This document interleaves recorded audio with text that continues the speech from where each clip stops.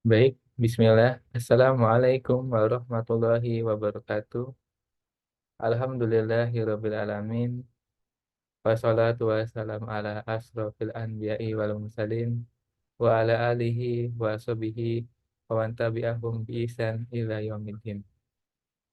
Alhamdulillah, pertama-tama marilah kita panjatkan puji dan syukur kita kehadirat Allah Subhanahu wa taala yang mana telah memberikan rahmat serta inayah kepada kita semua sehingganya kita dapat menyelesaikan segala tugas-tugas amalan dan segala pekerjaan yang alhamdulillah selesai karena kehendak Allah Subhanahu wa taala. Kedua kalinya, shalawat serta salam marilah kita junjung agungkan kepada Nabi besar Nabi Muhammad Shallallahu alaihi wasallam atas berkat dakwah beliau hingga saat ini kita merasakan nikmatnya nikmat Islam dan nikmat iman.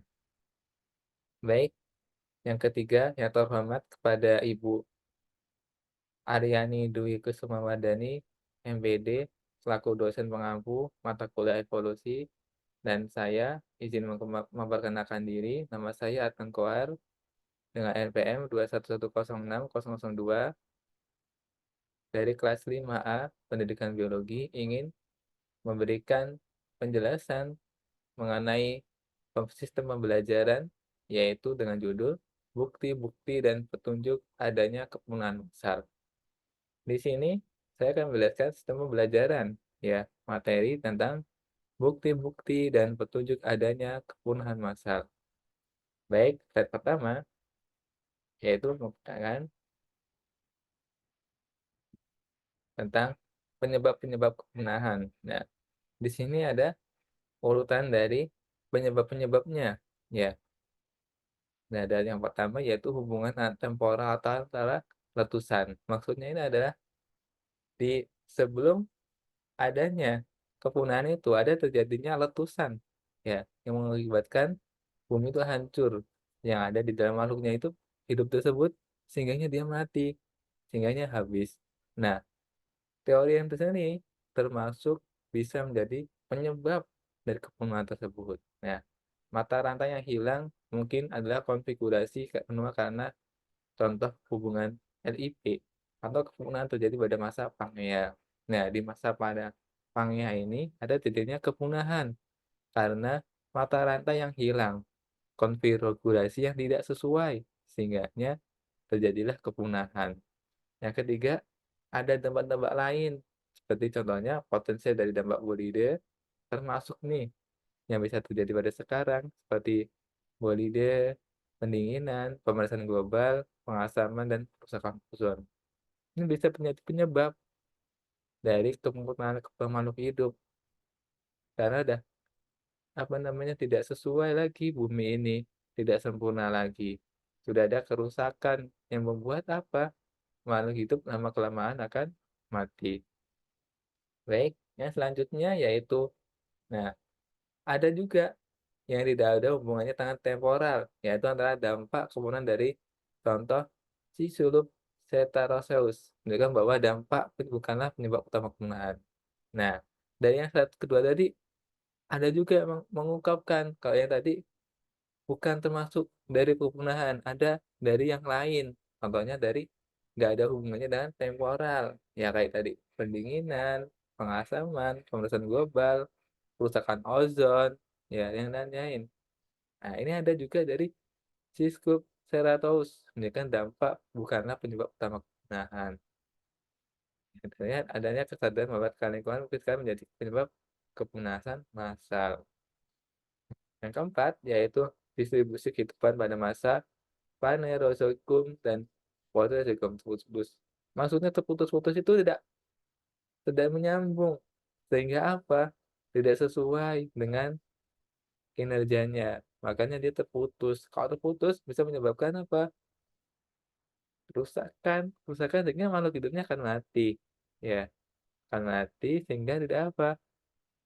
Lama-kelamaan habis dan punah. Yang kedua, perubahan lingkungan yang tidak terlalu ekstrim bisa menyebabkan kepunahan tapi kecil kalau terlihat terlalu ekstrim. Kalau ekstrim bisa menyebabkan kepunahan tersebut, ya.